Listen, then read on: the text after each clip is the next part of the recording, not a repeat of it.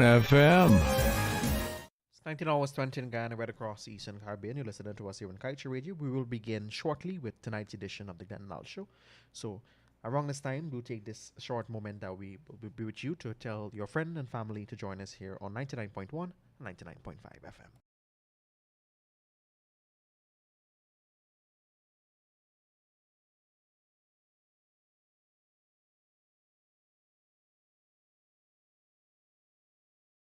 Kaieteur Radio.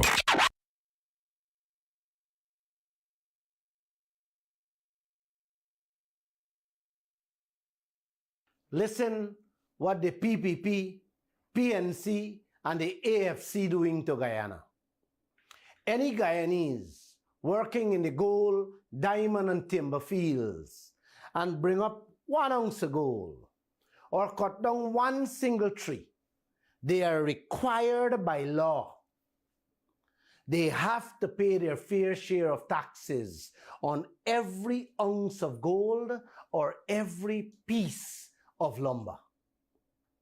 Every Guyanese doing business or working have to pay their fair share of taxes in this country. But the foreigners in our gold, diamond, timber, manganese, and the oil industry, digging out and fetching out our minerals, cutting down our trees, extracting our oil, shipping it out by the plane loads and shiploads, not required to pay a single cent taxes. Wait, man. Who owns these resources, this wealth?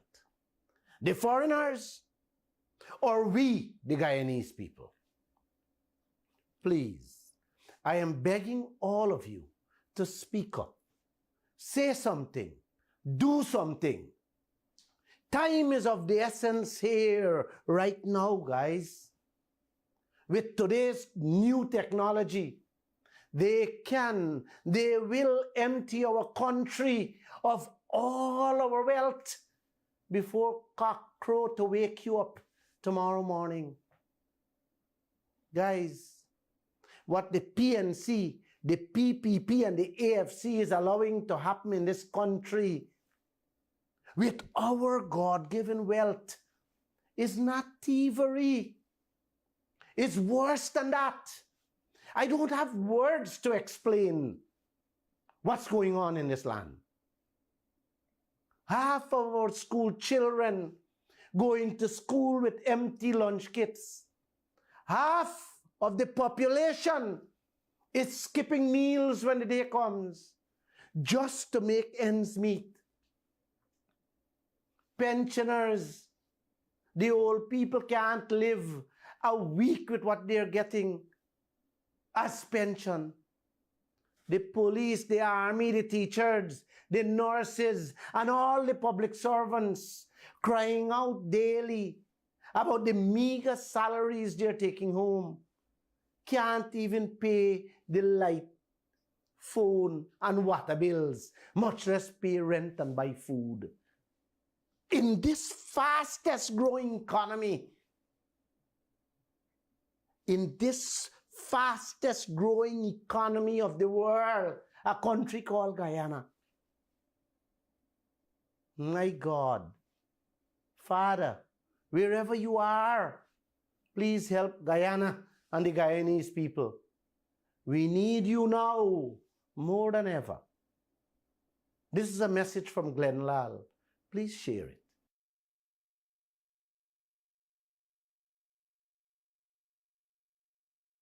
Hey! Kaieteur Radio, keeping you informed. Demerara and Essequibo 99.1 FM. Burbies 99.5 FM. Kaieteur Radio.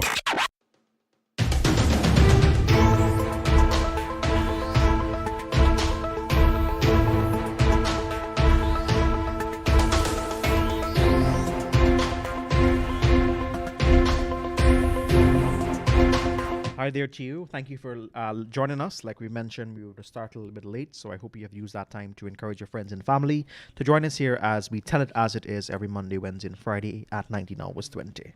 It's now time for me to hand you over to the man of the moment, Bree, where he will make tonight's presentation, after which you can call us on 226-7453, 226-7454, 622-2222, and 624-6456. Mr. Lall, over to you, and to you and everyone in the studio this evening. Namaste.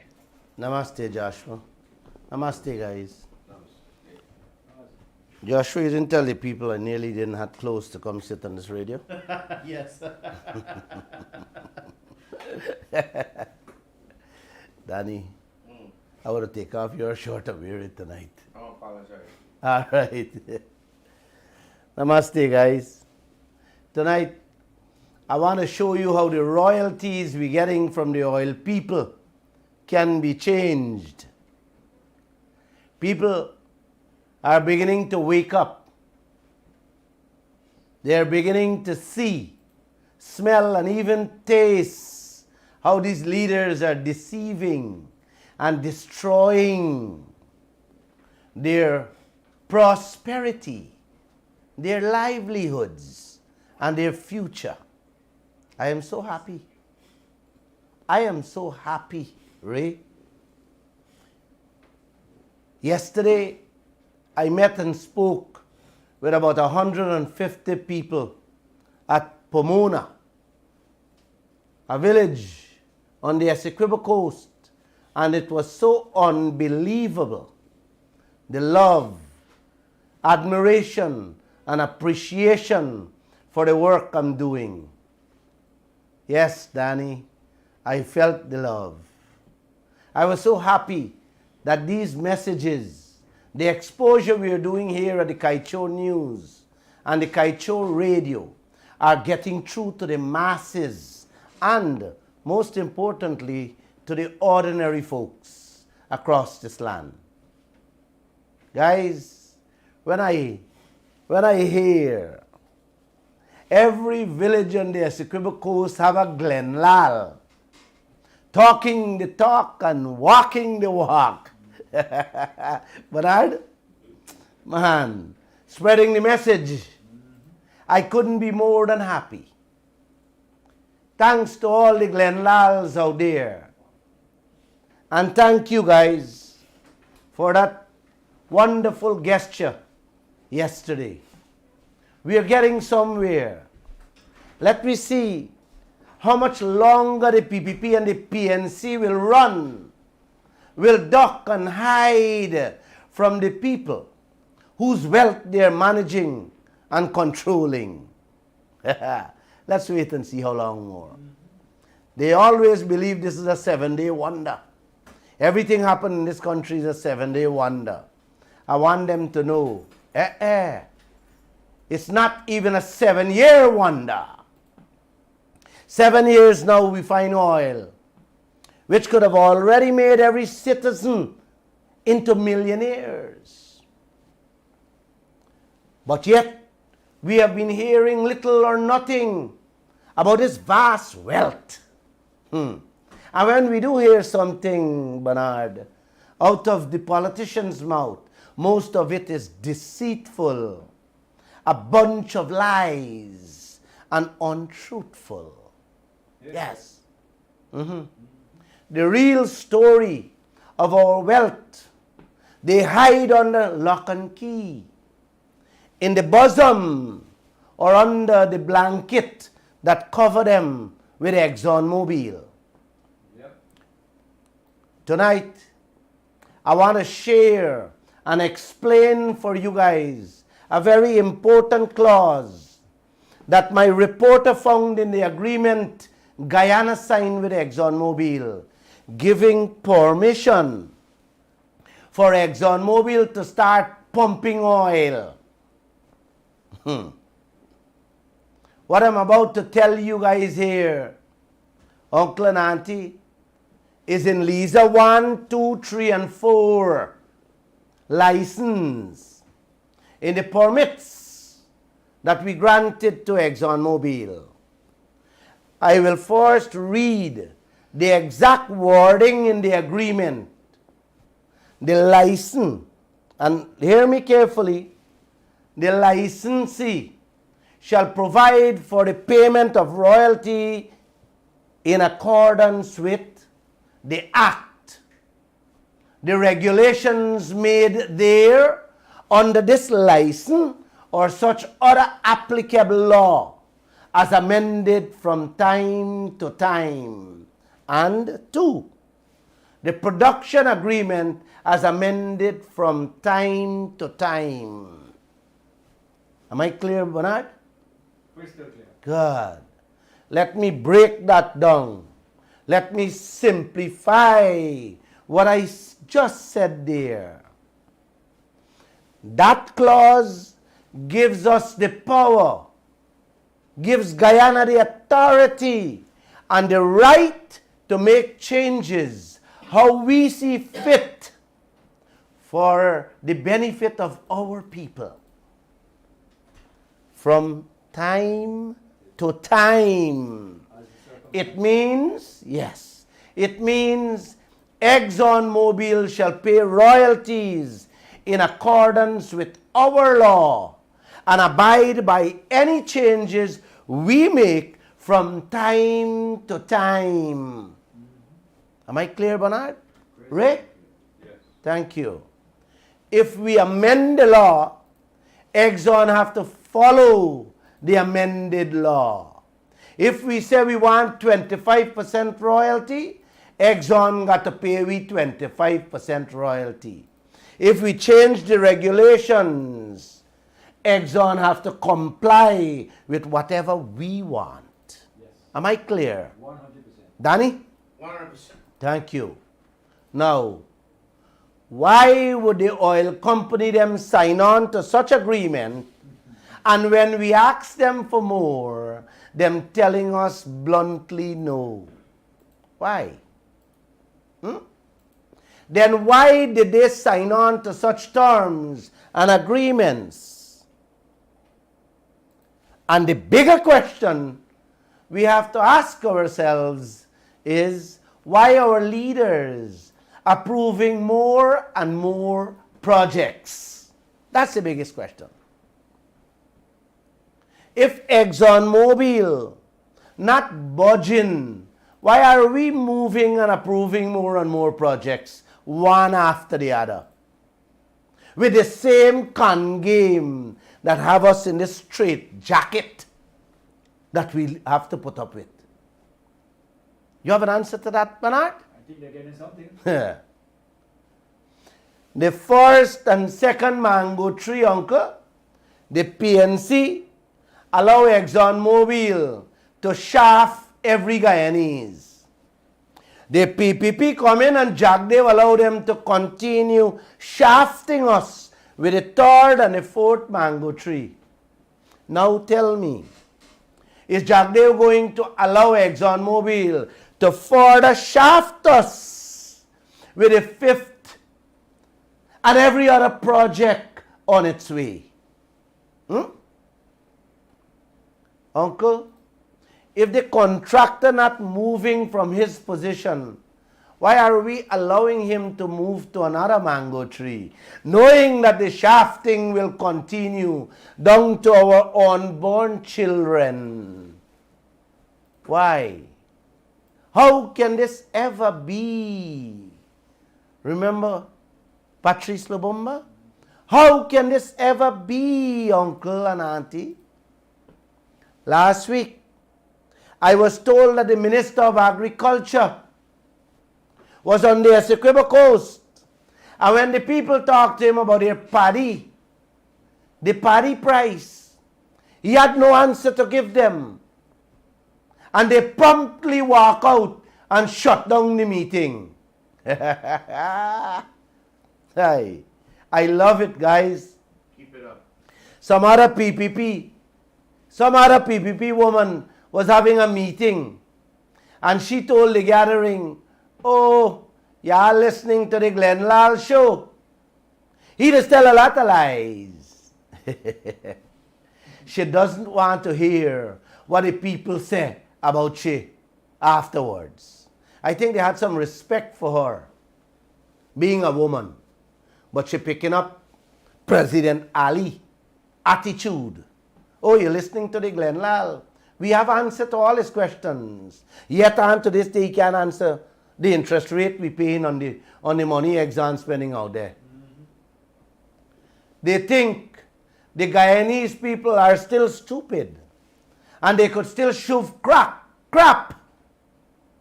Not crack. Crack is cocaine. They could shove crap, garbage down with throats like they always been doing ever since Barnum and Jagan was alive. Not today, brothers and sisters. Not today. Technology is faster than the university. Technology with telephone and computer. Opening the eyes of the blind, the ears of the deaf, and the minds of the slow. I have this one message for all Guyana. All of you guys. Be respectful to them. Be sweet. Be kind when them come to hold meetings with y'all. Nicely tell them, we didn't come here to hear lies. We come here to know what is there for our pockets, our pots, and our bank books, and that of our future. That is all you have to tell them. And if they can't answer you guys, nicely storm out the place and leave them alone to talk to themselves. Wherever you see President Ali, Jagdev, Norton, and Ramjatan do the same. Don't spare any one of them. Danny, I was shocked when a young man in Essequibo told me yesterday afternoon, Uncle Glenn, the time has come that we have to flush the PPP and the PNC down the toilet into the septic tanks because that is where they belong today. And was not him alone. The entire group echoed the same sentiment. Flush them down the toilet into the septic tanks. Tell Vice President Jagdev and President Ali, if they approve the 5th project without increasing the royalties, without capping the interest rate, without securing protection from an oil spill that can wipe out the whole Caribbean, flush them down the toilet. Tell President Ali, without ring fencing on the 5th project, flush him down the toilet. Tell the PNC, man, the same thing. And don't forget the AFC. Leaders, y'all better wake up. Go outside there and smell the atmosphere. The people are already awakened to your games, to your cons, your sellouts, your tricks, and your betrayals. I couldn't be more happy. I could not be more happy talking to those folks, over 150 of them, for over an hour and a half. I couldn't be more happy. Thanks again, guys. On the way back from Essequibo in that boat, I am thinking to myself, I need to do more of these outreaches to connect directly with you people. Not just hearing me on the radio. So please call me. I will come. Call me, I will come. Them calling me a madman. Vice President Jagdev calling me a madman. I wonder what he can call the young man. Was to flush them down the toilet bowl into the septic tank. And all those people who agree with the young man. You have an answer to give them, Mr. Jagdeo. They're waiting for you on the Essequibo Coast at Pomona. And I'm going back to Anna Regina when they invite me. You have a clause, Man Ray, you have a clause in the agreement that gives you the power to amend the law and the agreement at any time for betterment, and they are not using it? Huh? Instead, is one excuse after another. How they can't change the contract. Them have to abide by the sanctity of contract. You hear that? They have to abide by the sanctity of contract. The contract signed in blood, in stone. Must see them stone. Wow. And anybody who break the contract is a madman. And how we going to face consequences? I am putting up the clause so that you guys online can read it. Read it for yourselves. Please put it up online. How are we going to face consequences when the agreement that everybody sign on to said that any changes we make to Willa, ExxonMobil have to abide by it, honor it? Huh? What kind of consequences you got to get there? Bernard? I don't know. You guys see the games that going on in this country? This is why I have to keep asking and want all of you to ask them to their faces. What are they getting personally out of these oil agreements that they do not want to act in the best interests of the people of this country? Don't want to change it. It got to be something, and something big or gigantic. I don't know. I'm just asking. I am just asking. Here you have a clause that speaks of amending the laws from time to time. And the oil company have to abide with whatever changes you make. And you're not doing that. You threatening and calling people madman who talk about changing the contract. Where you your own self say, renegotiate. You know, Bernard, I remember Justice Nareshwar Harnanan, in his ruling on my tax case, said, a government is elected to serve the interests of the people. You know what he mean there, Danny? They were put there not to serve themselves, but to serve me and you, uncle and auntie. Every single Guyanese. This wealth belongs to us. They're just the gatekeepers, the domestics put there to do our work. You want me to repeat it, man?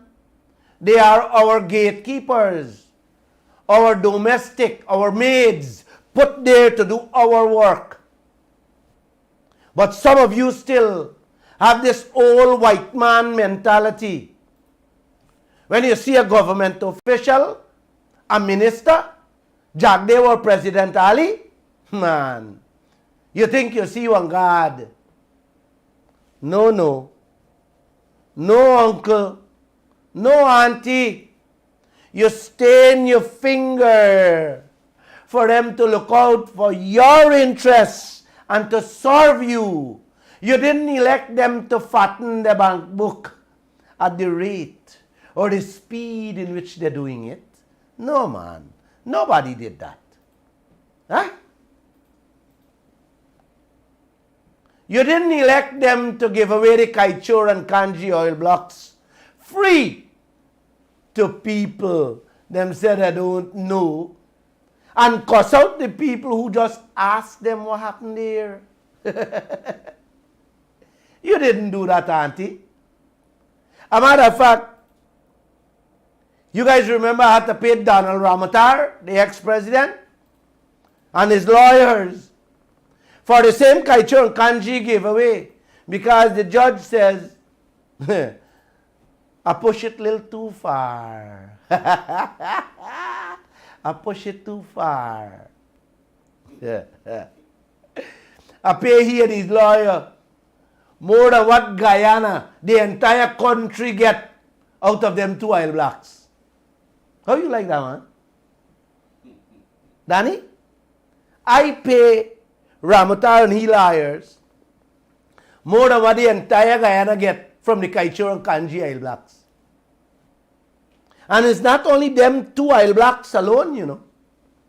The Quarantine, Kanuku, Orundu, Borbis, Demerara, and the rest of the oil blocks were also given away, in which Guyana get nothing. And guess what, uncle and auntie? Guess what, Ray? This one will give you a shock. Tie your belly down there, Danny. Your belly raised up too much. Yeah. Tie it down. Tie it before you get narrow. Okay. The Kaieteur and Kanji and all them oil blocks, every day, listen to me carefully, every day, hundreds upon hundreds of millions of US dollars piling up. Yes, piling up all around we back or on we neck in debts searching for oil, in which the PNC and the PPP, forget the AFC, nobody checking, nobody approving, nobody authorizing, but the owners of these oil blocks year after year is putting out statements upon statements talking about the profits them make by selling pieces of the blocks without pumping a drop of oil, buddy. Are you really understand this thing, man? Bernard? 100%. These people boasting, putting out statements, how much profits they make, selling we oil black. And every year they're also putting out statements how much we owe them on the oil black searching for oil. But if this is not madness, if this is not insanity going on in this country, then somebody got to tell me something. How can this be? While them collecting profits in the billions from we oil blocks that the PPP gave away, them already hanging billions in debts around we neck. And that will continue year after year. Ask Vice President Jagdev and President Ali when I see them. Ask them how come we US $1 billion oil blocks. Private people get them. Private people sell them. Private people profit off and Guyana get debts from Man, I promise I ain't crying tonight anymore. But I was so happy that some of the people I spoke with in Essequibo yesterday said they felt my pain and they also cried. But tonight, I promise, I am not going to be crying. A man making profit by the billions on your oil blocks and tying your necks with billions in debts. Ask them to explain that. You got to love Guyana and the leaders we have. All of them. They promised the nation so many things. What happened today, Auntie? You know, there's a saying. Everybody needs you, but not everybody wants to feed you. when they want your votes, they promise you the moon and the stars. And they come and tell you, I want African people going there. And on the other side, them say you want them Indian people going there. Y'all go down the road.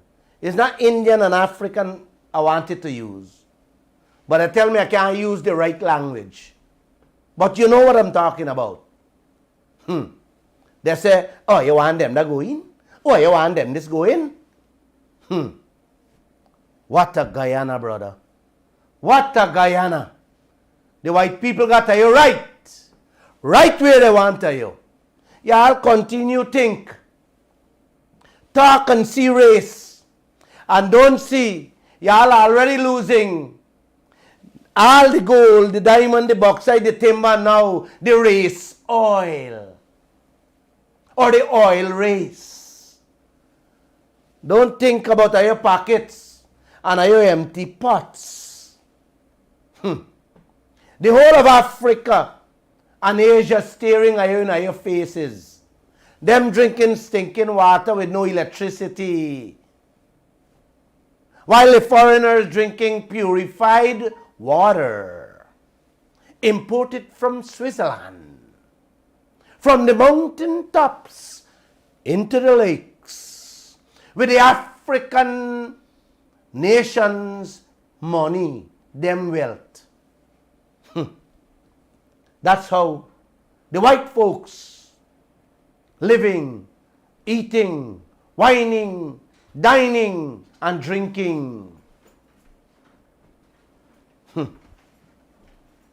That playbook already open in Guyana with every pieces of your wealth. Check. See what you eating today. And see what the big boys and girls, yes, local and foreign, eating at the Marriott, the Pegasus and Princess. Oh, you're paying for that too. Just like how the African people paying for them. White folks living like kings and queens. Let's go back to that clause in the agreement. President Ali and Jagdeo, Norton and Ramjatan can use it to amend future projects so that they can amend our lives for the better. Yes, the better. I noticed Ramjatan held a press conference last week. And guess what they talk about, uncle and auntie? How a government can pull away the microphone from an opposition man, not allowing one of them MP from saying something at a flag raising ceremony. You hear that? That's what the whole press conference to talk about. The whole press conference, brother, had nothing to do with this US $1 trillion oil sector that is ours, or what is going on in the country with our other resources. It had to do with a man who pulled away a microphone from another man. Oh, brother. Oh. When that was raised in my editorial meeting, I think it was Friday afternoon. You know, I don't want to tell you how I behave. What I said in that editorial meeting. But I simply said, left that story for social media. Let the clowns and the village idiots run after things like that. Uncle and auntie, you believe if my reporter didn't ask about oil, these people would have never said anything? One of the things Ramjatan talk about is something I did a TikTok on a radio program since last year early, in which I said President Ali swapping oil blocks with England for visa-free travel. You guys remember that, man? But I'm glad Ramjatan now catching up and calling for President Ali, or I should say calling for this government arrangement with the oil blocks be made public. When he was asked to comment on my tax case, I lost. He said how he disappointed. Daddy? He disappointed. Disappointed over what? Why he didn't join the case to help me win? No, uncle. No, auntie. He couldn't. You know why? It was he and his government and the coalition who were the ones who signed off to that, giving away the taxes. Then with the same breath, he went on to tell my reporter, hear this one, uncle. He said, due to the agreement, Guyana seeing more money with oil. You believe this thing, right? In the same breath, the man tell my reporter, due to that agreement, Guyana seeing more money with oil. You know, I can't laugh and I can't cry. Like I don't know if I laugh or if I cry, brother. Sometimes I wonder is how long these people think they can get away with this type of two-faced, two-tongued behavior. One time from one side of the mouth, he disappointed with the outcome of the case. And with the other side of the mouth, he's saying because them signed that deal, Guyana benefiting. Benefiting what?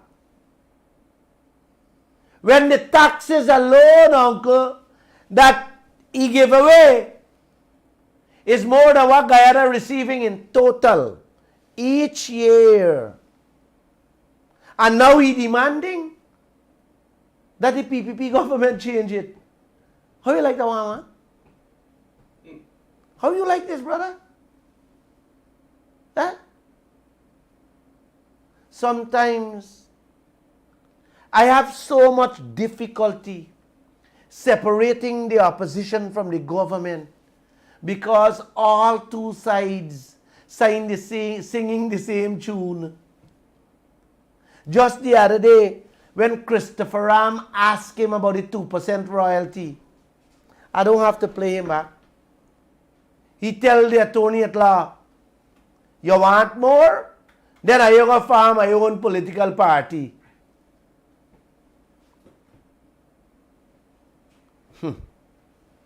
That young man in Essequibo could not have said it better.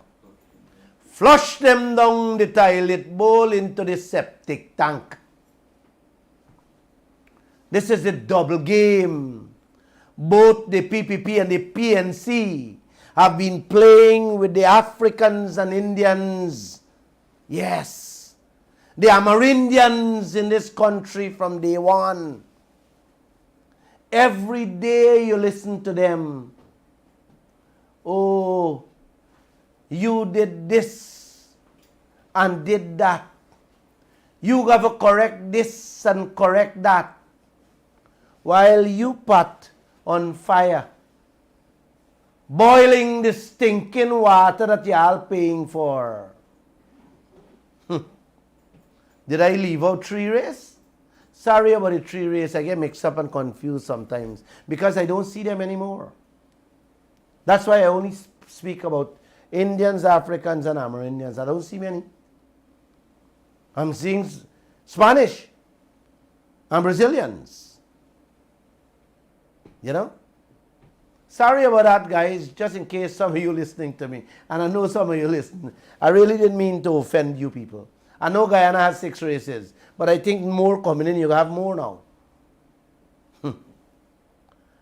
Oh, what a tangle web we weave when we force practice to deceive. But Ray, you love that one, eh? I'll never forget these things, man. It's so deep within your heart, eh? What a tangle web we weave when we force practice to deceive. You can only fool some of the people some of the time. You can fool all the people some of the time, but you cannot fool all the people all the time. Today's technology is waking up, like I said, even to the dumb. And I love it. Nobody loves today's technology more than Glenn Lall. None. The Indian Prime Minister proudly announced, yes, they were able to reduce electricity costs from 25 cents to 3 cents per kilowatt. Yeah. His minister in charge of energy told a CNN reporter that last week. And from the Prime Minister right down boasting about it. And guess what they cut it down with? Solar, uncle. Solar. The whole world going solar and wind. And Jagdev got ExxonMobil pushing him into gas, power, energy. That same thing that bankrupt many countries. And many countries who had it, man, running away from it now. Because it's dangerous and more costly today. But these bright men and women we have as leaders, Jagdev and Winston Brassington, the man that I pay almost 40 million to already, Winston Brassington, Ashni Singh and President Ali telling we gas plant going cut or going generate cheaper electricity. And if the plant broke down, Bernard, we're going to go back to GPL. All these were reported only last week. The 3 cents that India is paying is in yesterday's front page paper. They made a mistake and put it Saturday. And I instructed them to repeat it Sunday because I know Sunday newspaper is double. And it was hidden away Saturday. So I put it front page for you people to see. I learned a new dance. A new chutney song yesterday on the Escribo. I can't sing too good. But I can give you a little piece. You must put it in the center and push it a little harder. Learn a new dance.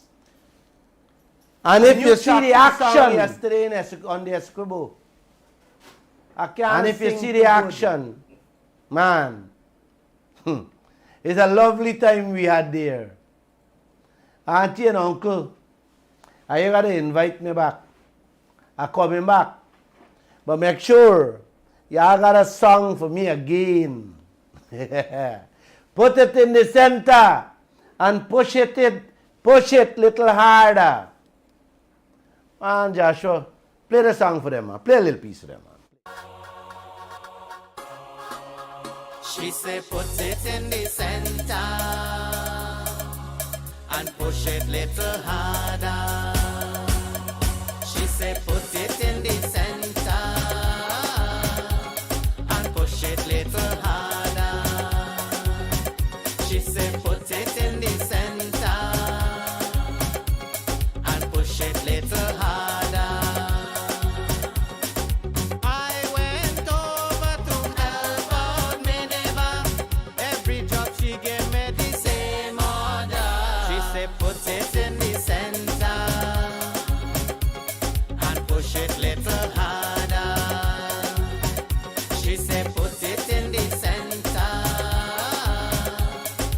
push it little harder. Oh boy, I love it. I tell you, Glenn Lall ain't gonna cry anymore. You ain't gonna see tears anymore. Uncle and Auntie, I know what you're thinking. I know what you're you're all thinking out the box with that song. But it's a fireside the man singing about. He said, put it in the center and push it harder. A little harder. Is the fire stick he talking about. That is what me and you got to do, the PPP, the PNC, and ExxonMobil. We got to keep the fire burning stronger and harder on Exxon and we leaders. Yes. What he said? You got to push it in the center. No, put it in the center and push it a little harder. That same song you got to play with them and dance with them. You can even whine with them. I love that song. That was that's the new chutney they bring out in Trinidad for the Trinidad Carnival. Very popular. Play, kicking the social media like crazy. I love it. Yesterday, first time I hear it, and I love it. I dance it to Uncle and Auntie. I told you guys earlier how the agreement for each project got a clause that gives Guyana the power to change the laws from time to time and amend that 2% royalty among every other thing. And Exxon has to abide by all the changes. I read it to you guys. I read it and I explained it to you guys.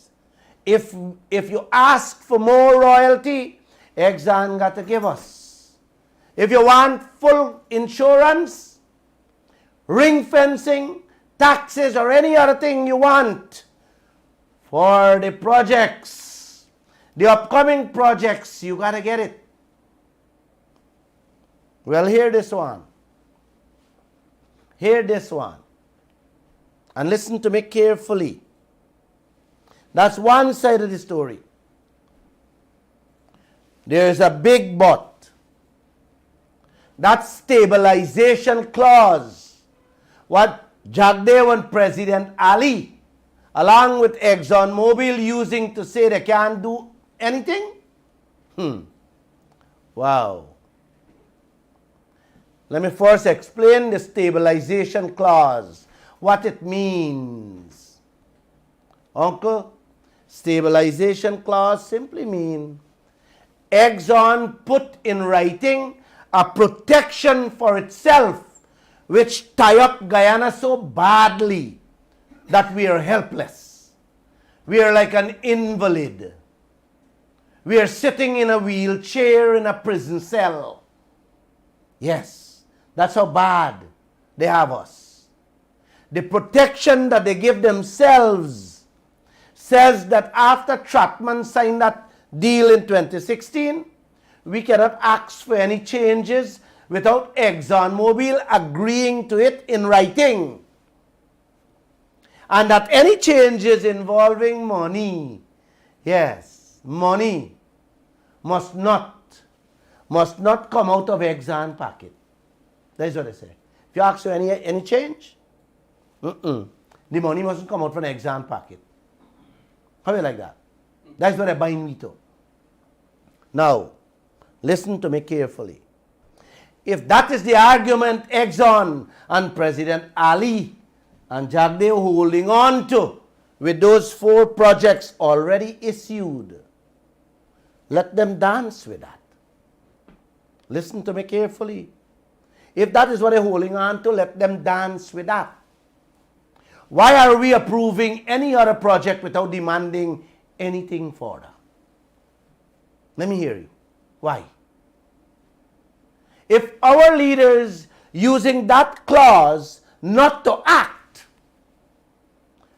not to even ask ExxonMobil to do something better on those 4 projects, then uncle and auntie, why are we allowing them to approve more projects with the same terms and conditions? Can somebody help me? Ray, can you help me answer that? Bernard? I can. What happened? Goat bite we? Or cat lick we mouth? Or Exxon do we something? I refuse to believe that, uncle and auntie. I also refuse to believe that Exxon will remain the same way. If enough of us get out into the streets like y'all did for Mashramani in front their headquarters in Kingston. But are you ready to hold an empty Guinness bottle and a piece of chicken bone in your hand, wine and dine whole day and whole night, but none of y'all ready to get a very cold Guinness or a glass of champagne with the whole KFC in front of y'all face, just for stand up in front ExxonMobil headquarters or President Ali's office? Y'all ain't ready for that. Y'all know the cuss down and cry about the high cost of living, sending your children to school without food, running to the hospital that ain't even got bandage or aspirin. But none of you ready to stand up. Stand up for the hospitals or the schools that you can have faith in, that will teach your children, that will pay the teachers the right salary so they don't have to run away, that can have bandage, aspirin, x-ray machines, brain scanning machines, or heart scanning machines. No, y'all ain't ready for that.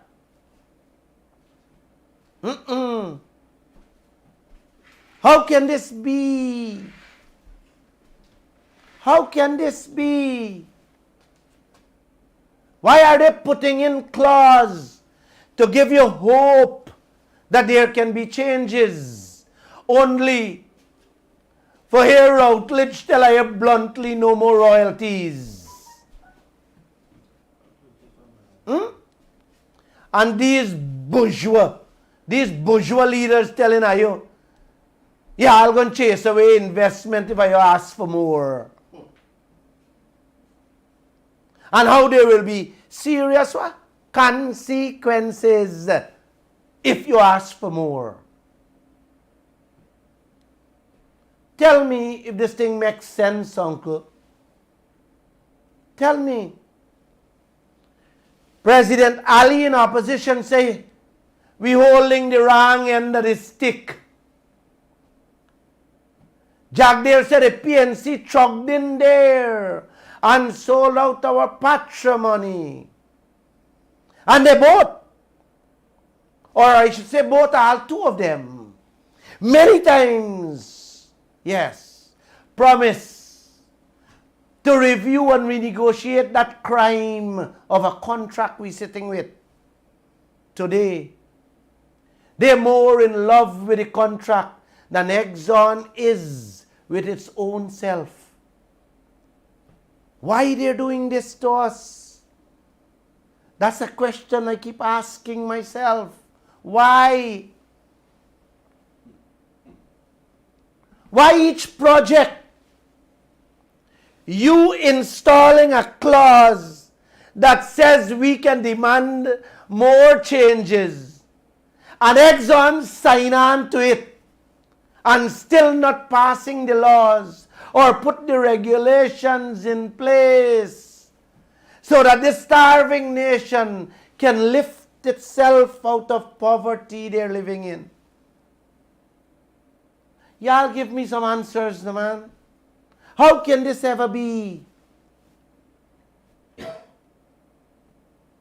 Is Exxon and our leaders making us what we are not? fools and clowns mocking at us? How can this be? This is like telling the mango picker, come in my yard, pick my mangoes, and I'm going to give you something more. When your children waiting for something more, the man says, what y'all talking about? Y'all not see? The big contract your daddy signed saying you can't ask for nothing more. And your daddy quiet about that. Wait, man. Wait. You allowing that mango picker for up on any other mango tree to continue doing the same thing? Bernard? Hell no. No, man, I don't think so. Something wrong with it. I don't think so. Auntie, just like how that contract is being used to hold all Guyanese at ransom.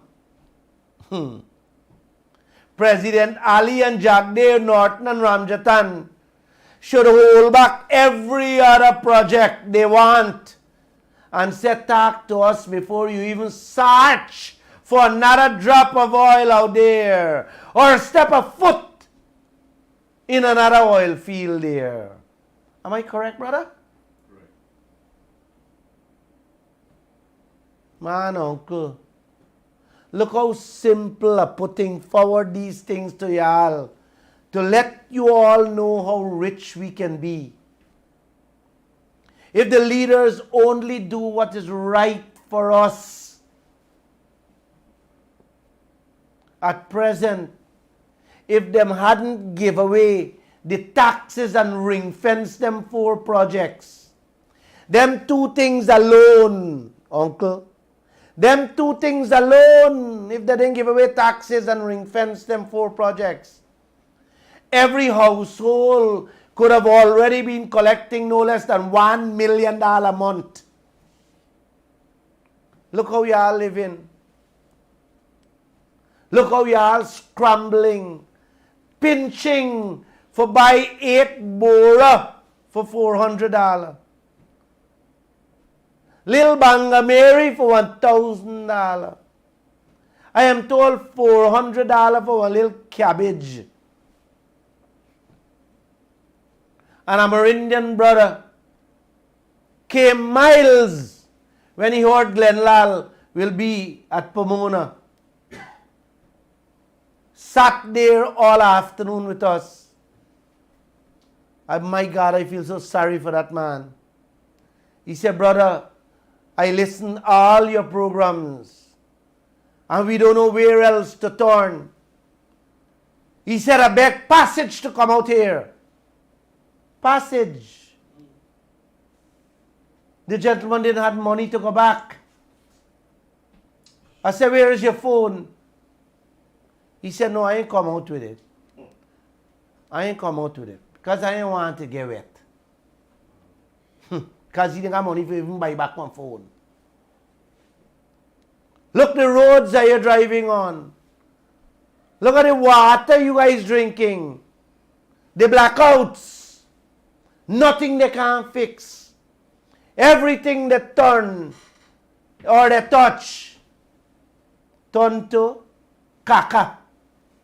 Sewage. Filth. Look at the contract Raphael Trotman signed. He graduated from one of the best universities in the world. The best in contract negotiations. And look what he do to Guyana. And then turn around and tell me he was instructed and directed to sign it. What kind of a human being? What kind of a man? A lawyer too. Know that rape is a despicable crime to our children. And saying that he was instructed instructed and directed to accept and condone the rape of our nation? You tell me, man. You tell me. How can this be? And now, them this in office, not only carrying on and condoning the same rape of our children today, but extending the rape to our grandchildren and great-grandchildren by approving more and more projects with the same terms and conditions. Raphael Trotman signed on to 2% royalty, 0 taxes, no ring fencing, no protection of an oil spill, and a half and half out of a quarter bottle. They call 50-50 profit sharing. How can this be? Tell me. Tell me, how are we going to live with this forever? I don't know. And I really don't know the answer to that. But I'm ready to fight. God has blessed me with that strength and wisdom. I am ready to fight. But Glenn Lall alone can't do it. My reporter confronted President Ali at the State House, reminded him that the IMF is warning Guyana. Warning Guyana to cap the interest rates on the money Exxon spending out there. Because the oil companies will take off with clothes. Yes, take off with clothes with the amount they will be charging Guyana. Then she also told him the Commonwealth, which is 56 countries, uncle. Those people been down on their knees begging Guyana to watch ExxonMobil with 444 eyes, not one or two. How they will move, how they will take out, how they will snatch out US billions rather than millions from our oil as cleanup cost every single year on every single project. President Ali told my reporter, the Commonwealth ain't mentioned Guyana by name, so it's not Guyana them talking about. When there is only one new oil producing country in the Commonwealth now, Guyana. Uncle, you want the people mention Guyana by name before he say or do something. How you like this thing, man? Are you understand what I'm saying? If this man can't take action on just these two things, then why are we talking about ring fencing? Why are we talking about taxes? Why are we talking about royalties or increase in profits? Clearly, Uncle and Auntie, these guys, President Ali is out of his league with a job y'all give him to do. Amen. Yes, Auntie. It's like you warning your neighbor by, I see a man jumping your fence every night for the last 3 nights. And he coming out with a big bag. And the neighbor asking the lady, you sure it's me yard? You got a picture with the lot number? That is what President Ali and Jagdeo them doing to Guyana. No, I should say President Ali did to Guyana when he asked my reporter, how you know it's Guyana them talking about? Man.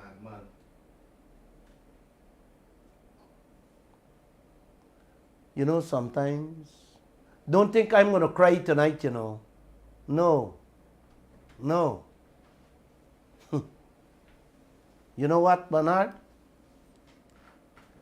I should play him. Yes. Play Mr. Ali. And for the first question from Mr. Lall, How he many says, questions you have? Just 4. Okay. He says several oil experts and international bodies has been critical of the way your administration is handling the oil sector. The IMF has just warned us to cap the interest rate on the oil companies to avoid them from robbing the country. And the Commonwealth just released a report in which, among other things, they said if we don't monitor or take control... Let's deal with statement of fact. Did they say that about Guyana, or was it a general statement? Because I know what it is. So you tell me. You are asking me this question now, my friend. You tell me, was this a general report, or was this a report about Guyana? The Commonwealth was general. Thank you. And the IMF was? It was direct. No. I'm sorry. Quote directly for me what the IMF said about Guyana. I don't have the direct quote. Well, now. I can't answer you. You quote directly for me. And if Kiana is helping you on this, Kiana, you're her aide on this, then you get up now and quote directly for me what the IMF said. Quote for me what the IMF said in relation to Guyana. I will answer you directly. Then also, the Commonwealth, there are many oil experts also who are writing about the performance of Guyana, who have lauded the government of Guyana for the way we are handling the oil and gas sector, for our work in terms of utilizing the administrative mechanisms, for our work in a new PSA, for our work in going out to auction on a new block. So what is it you want? What is it we want exactly? Mr. And please President, quote directly. Okay, Mr. President, unfortunately, I was not blessed with a photographic memory. Okay, What so I then can let's tell you, then we will. one second, Mr. President. No. If you're What I not going can to say- quote what the IMF report said directly, then we'll take the question another time. So continue with your third question. We have to be fair to each other. If you're quoting directly from a report, then come prepared to quote the report. No, sir, she was not quoting from a report. Well, the young lady told me the IMF said this. She couldn't say whether it said about Guyana, and then you said, yes, it is about Guyana. All I'm asking is for you guys to quote directly what the IMF said. Mr. President, I was asking for an opportunity to explain Please go on. what the report Please go on says. to the next question. Please go on to the next question. Once you quote, I will answer. No problem. Thank you, sir. Oh, I should have been there. My question upset the demon in him. You heard him yourself. I shouldn't be saying anything more. How defensive he was and how aggressive he became when he was pressed for an answer where this oil is concerned. You heard what he told my reporter. Unless you can quote what the IMF said about Guyana, then I can answer the question.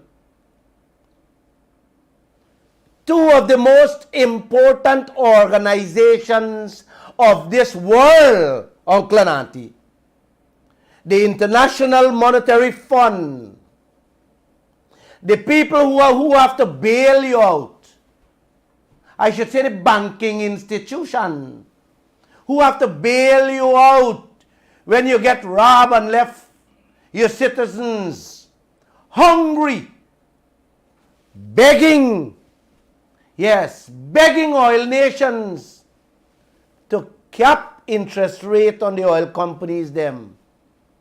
This president, I tell you and me, if you can't quote word for word what the IMF said, he can't answer the question.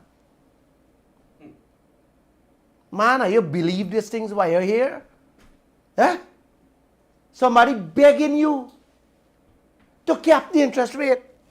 And the same question me asked 2 years ago when the Bobbish asked him, Mr. President, what is the interest rate we're paying? Oh, we got all the answer. And to this day, when the girl confront him back with the question, not from Glenn Lall this time, but from the IMF. IMF call Guyana name. IMF doesn't have to call Guyana name, Mr. President. This whole nation wants to know it. And I am asking you that question, and I will ask you that at your next press conference, if and when you do hold one. I want to hear you tell me that I must bring coat. Is this for real happening in a real country, Danny? Such a rich country? We're outsiders begging you to do the right thing. For your own country, your own people, and you're not doing it. Man, this country is still for real? I don't think so. Something is wrong. 56 countries, member countries, to which Guyana is signatory to, warning you to take action on the cleanup money, and you telling the reporters them, Commonwealth na mention Guyana by name. The people telling you, addressing it openly, you're the only oil producing country now in the region. And the people saying clear, we want to say Guyana go do that? No, the people telling you, you start pumping oil by, hey, look at that. Look at the cleanup money them people taking out. They're not joke you. They're going to rape you through your eyes. And hear what this man telling you.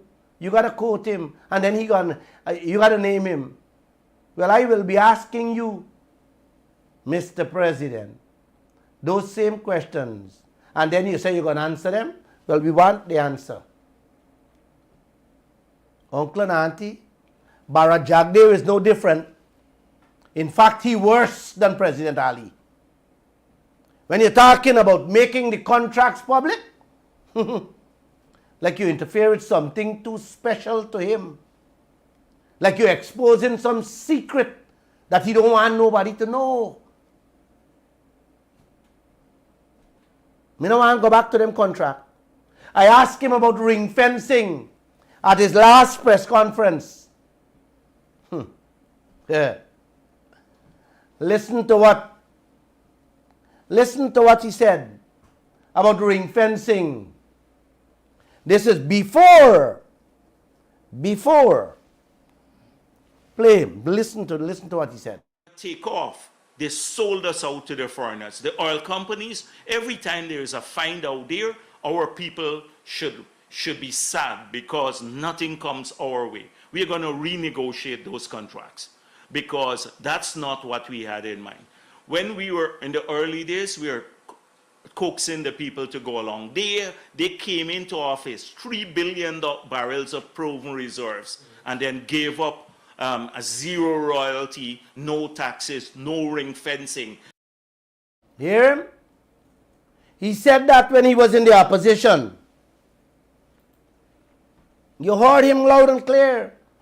The PNC did not ring fence Lisa 1 and 2. What he did with Lisa 3 and 4, uncle? What he did? The same thing what he cost the PNC about there just now. The same thing he did. Approve them without ring fencing. I'm just dealing with ring fencing.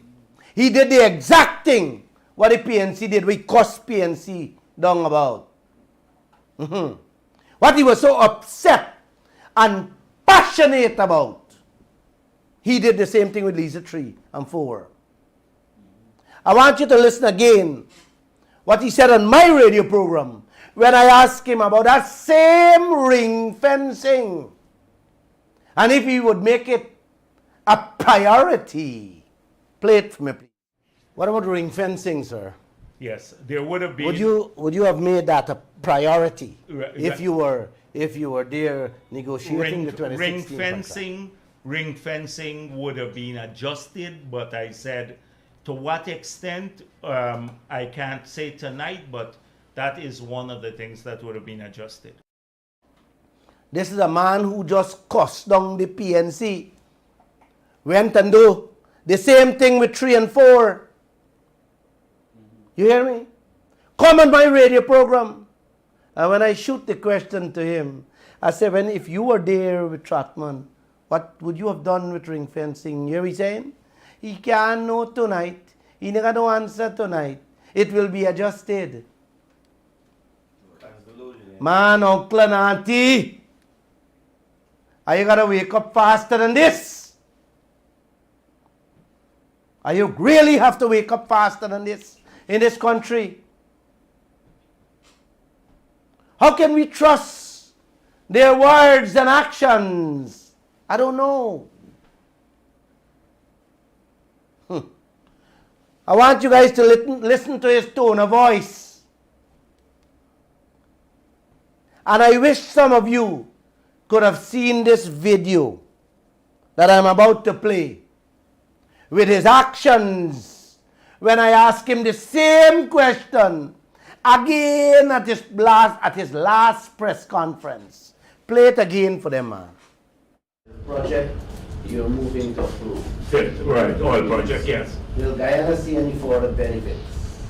All right, that's one. Fifth oil project. Talking about ring fencing, full liability coverage. All right, I got that. Royalty or any other? Yeah. No. All right. Will you be seeking the oil companies paying at least the country's taxes on the 5th project? In corporation tax on that.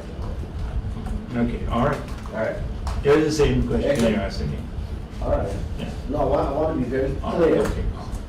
Very clear. You want to make I a wanna speech, man? No, Yeah, go I just on. want to be specific, sir.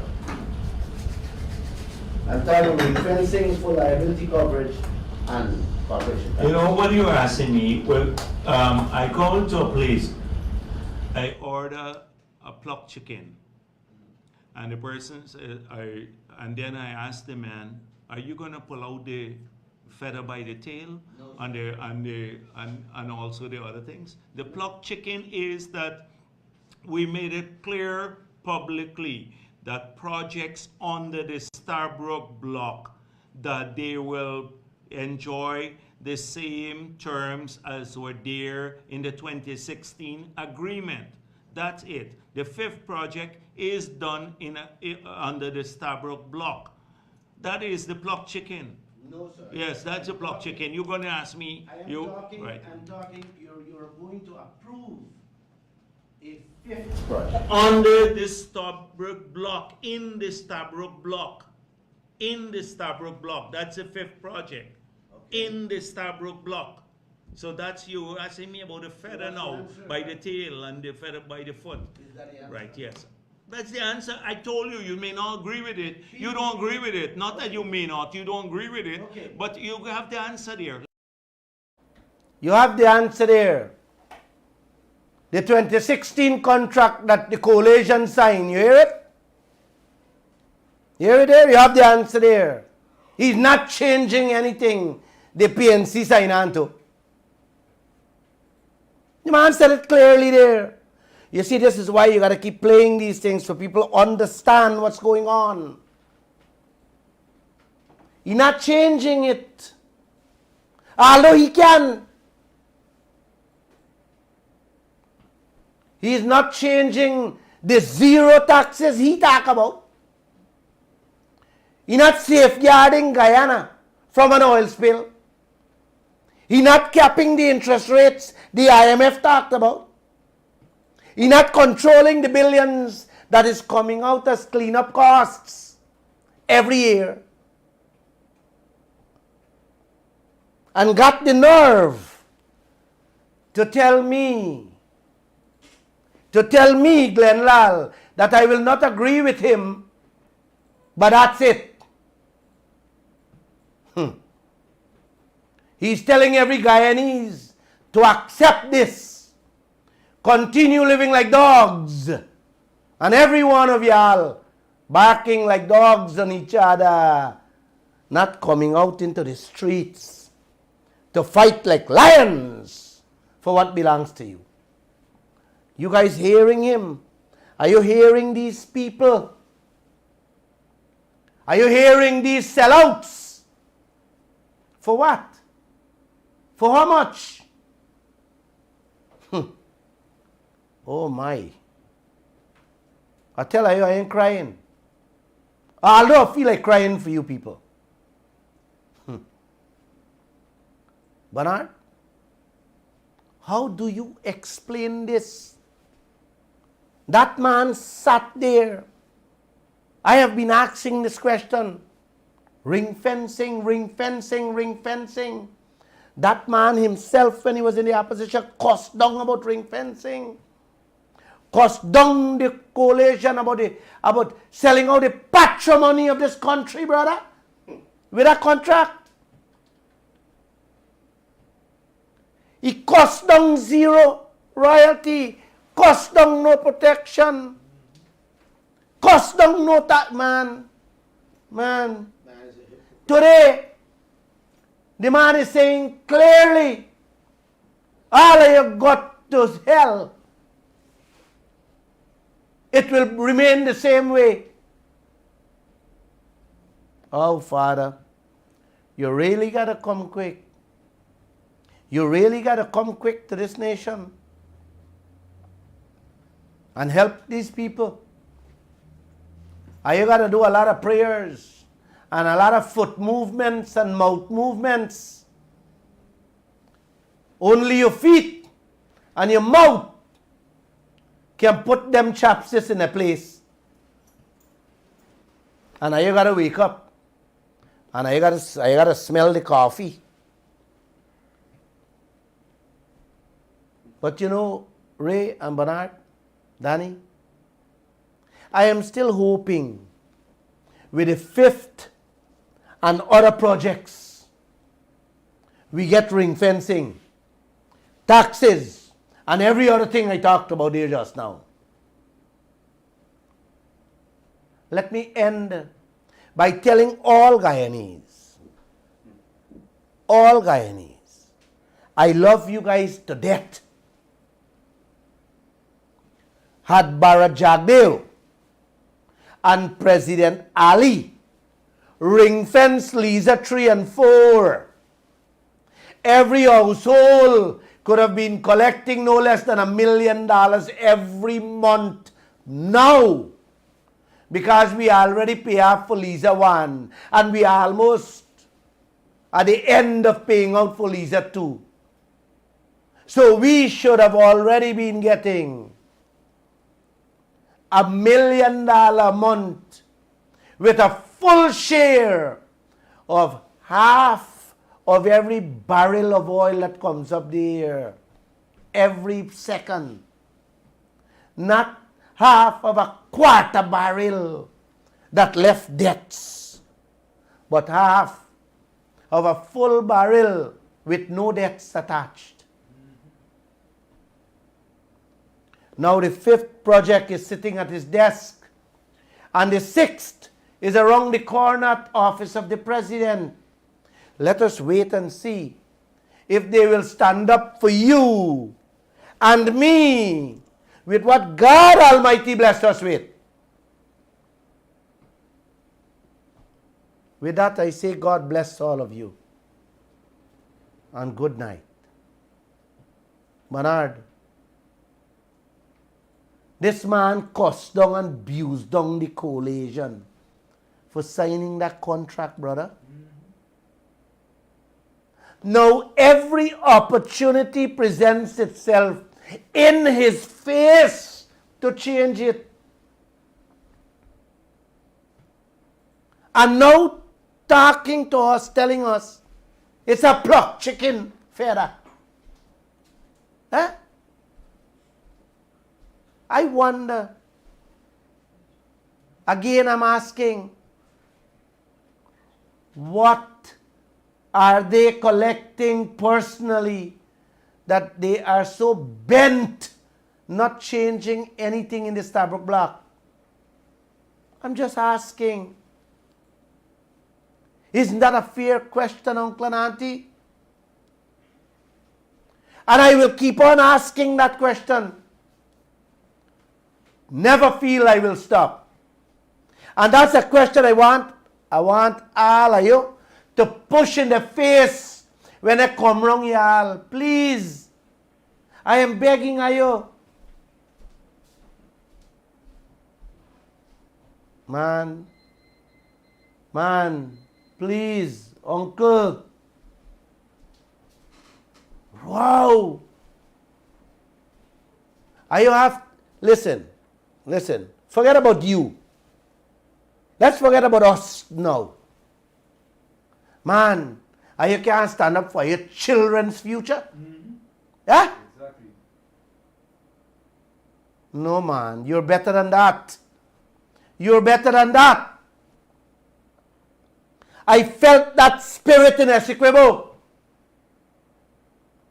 And I told you guys how the Amerindian guy came miles when he heard I was going there and didn't have passage. But he ready to show support. And if I called a protest, he would have been there in the protest. President Ali, Vice President Jagdeo, watch my face. Don't do the Guyanese people this. Please. I am begging for them, not for myself. I am too much of a blessed human being. Don't let the people go to bed hungry. Not with that kind of wealth we have uncovered or discovered in this land, brothers. Don't do that, please.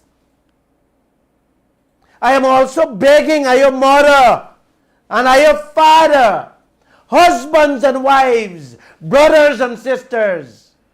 Talk to these chaps. Put some godliness into their hearts just for them to do the right thing. God bless you people. And I love you people.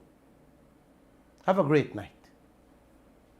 You know, Joshua,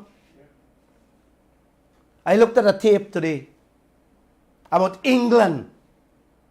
I think I sent it to you. Could you play it for them? Just listen to this tape for a second. Country is in now crisis. To a land on which the sun never sets. Or it didn't until a while ago, but times change.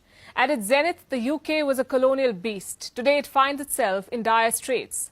Britons are living in desperate times. Supermarkets are running out of supplies. Monthly savings are sharply plummeting. Children are skipping meals. Students are considering dropping out. And a record number of families are now depending on food banks to get something to eat. Who would have thought that this would become of the once great Britain? Our next report delves into the UK's cost of living crisis and how it is impacting the British society. The year was 1913. The British Empire ruled over 412 million people around the world. That meant 23% of the world's population was under British control. Its empire stretched over 24% of the Earth's total area. It was unparalleled power. Cut to 2023. This is what supermarkets in the UK look like.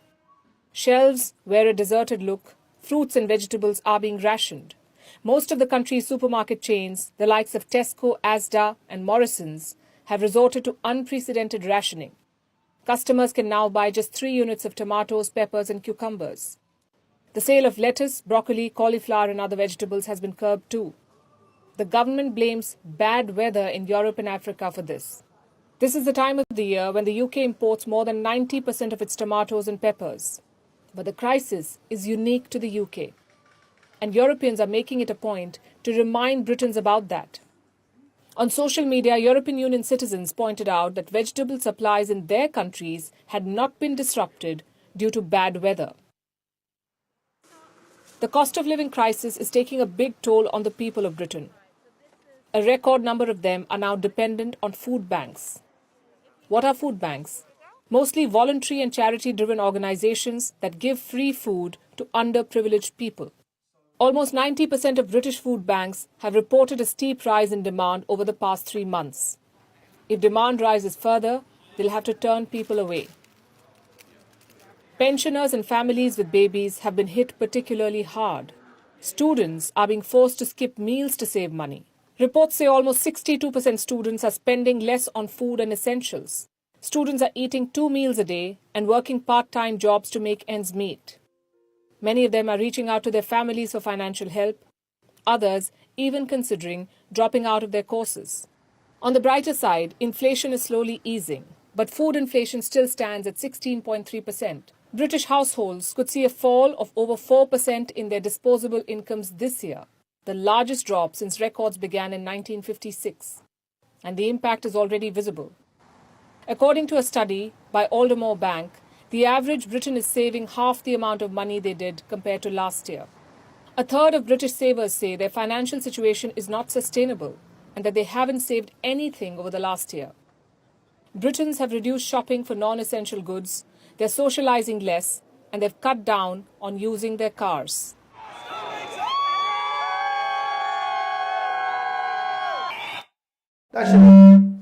That should okay, cut it there. They have more, but we're running out of time. Food shelves in England are empty.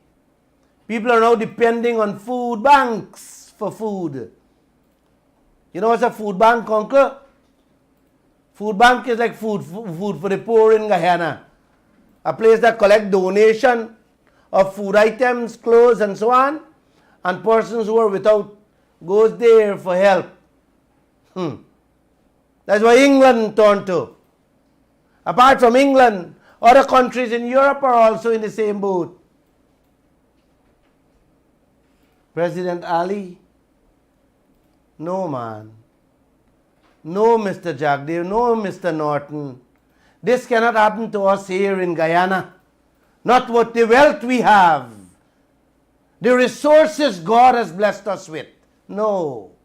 No. Let me ask all of you, can we wait until 2025 to bring about a change in this country? Hell no. Ray? Nope. Yes, the answer is a resounding no.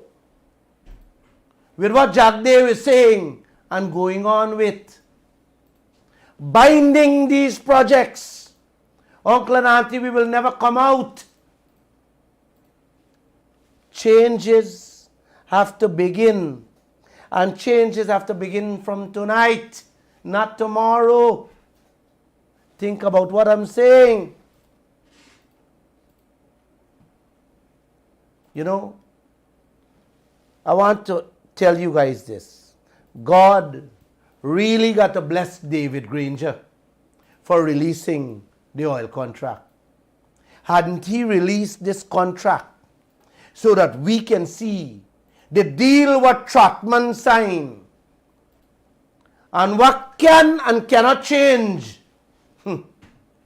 Imagine what Jagdev and President Ali would have done to all of us. We are seeing the things that can be changed. And look what they're doing. Imagine if we didn't know and expected them to change the things we didn't know. What do you think would have happened to all Guyana? What do you think would have done? What they would have done to Guyana?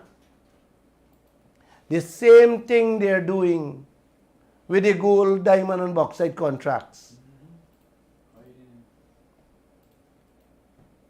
And let me end by telling you this. The man who threw the grenade under my car while we were keeping wake for a staff that died,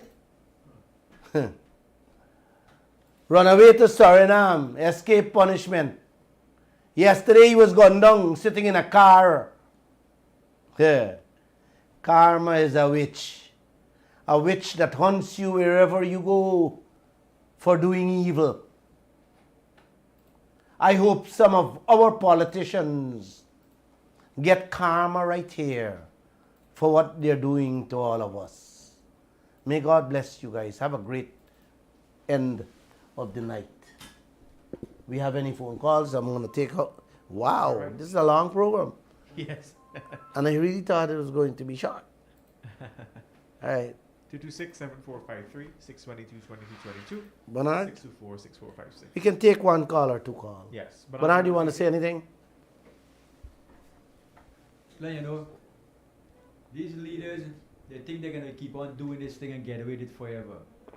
You know, when you're messing with the people's livelihood, with the nation's future, right? It's not a one-day thing, like you said. We are not gonna shut up about it. When you're fighting for the people, that is a fight we will never give up until every citizen of the country get what they belongs. All we asking for is a fair share of the wealth to share among the people, our poor, suffering people. You know what is so hard?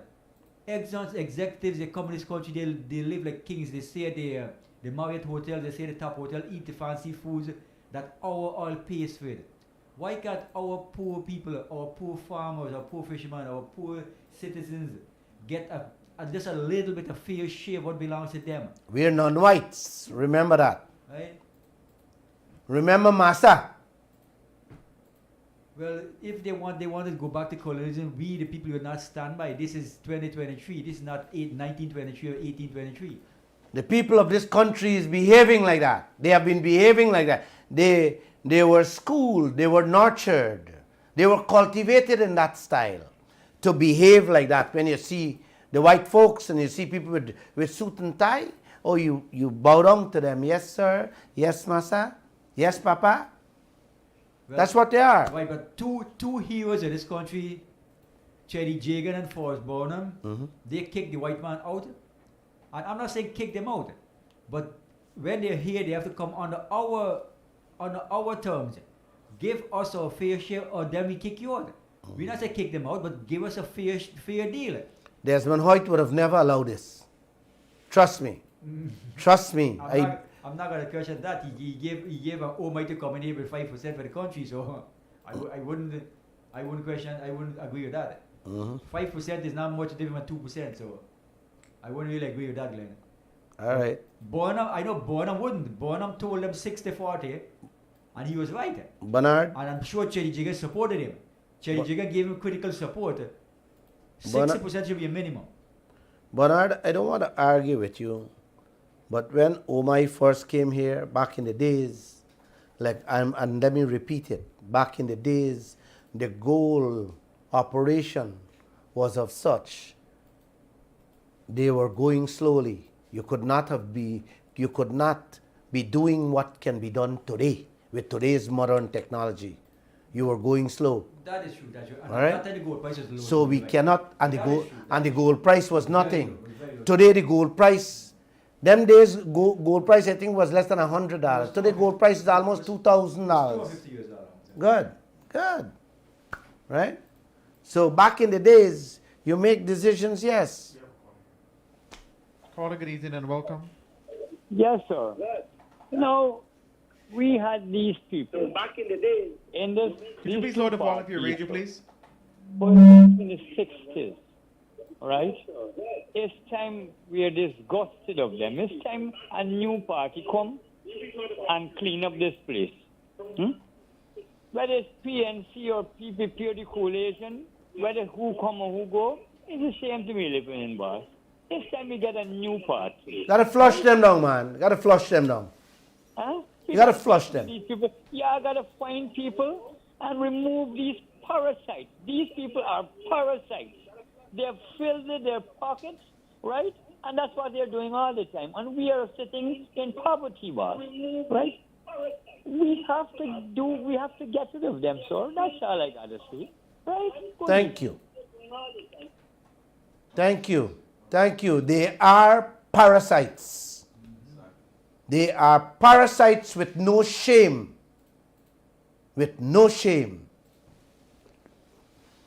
All right, my guy is showing me the time. It's just after 9. And they're saying my time is up. So guys, keep all your questions for Wednesday. Wednesday we don't have a program. Wednesday program belongs to you. Maybe that's why I end up talking so much. Wednesday, keep all your questions, all your comments, and your views. We want to hear them. Myself and the two Exxon Queen at Kaieteur News will be sitting right in this studio to take your calls. Okay, 1 second. Yes, quickly, sir. Close the program after you finish.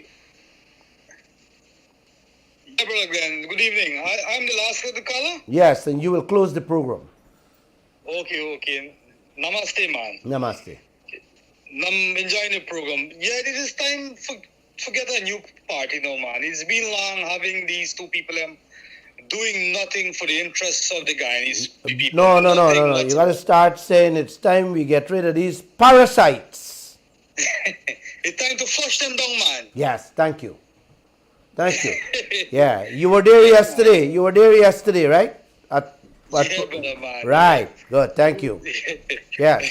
You heard the young man said flush, Mr. Glenn, they have to be flushed down the toilet into the septic tank. Long they have to go down there, man. They're not doing nothing for the Guyanese people. Thank you. Nothing. These people are just concerned about their pockets, man. Mm-hmm. Well, I have said it in the program that whenever you see them come round you, hold a bottom house meeting or have any little conference they have anywhere, go to them and bring up oil, only oil and your gold. Ask them what are we getting from these foreigners. Brother Glenn, these people are they are afraid to come to light. They have to, them people say related to bat and so man, night owl and so. They can't come into the light. Mm-hmm. When you see the light come, they're vexed more than you. Mm-hmm. They can't come to face the people them. Okay. At least not for me. Mm-hmm. Yes. Make sure you guys make sure when they come there, you all show up, turn up, and like I said, be sweet, be kind, be nice, and ask your question. If I can't give you answer, get up and let them to speak to themselves. Unless we do that, unless we send that message, you know.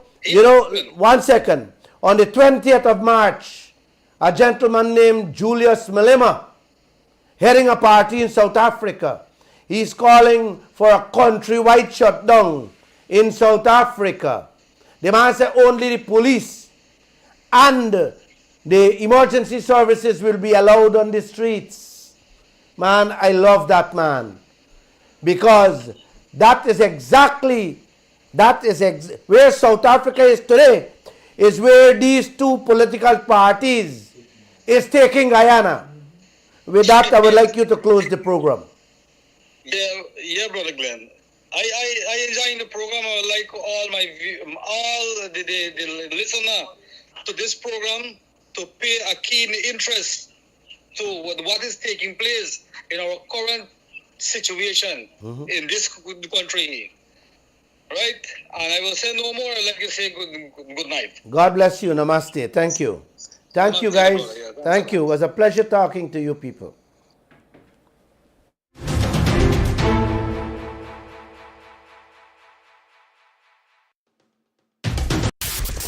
Kaieteur Radio. Covering Guyana from coast to coast. Demerara and Essequibo 99.1 FM. Berbice 99.5 FM. Kaieteur Radio.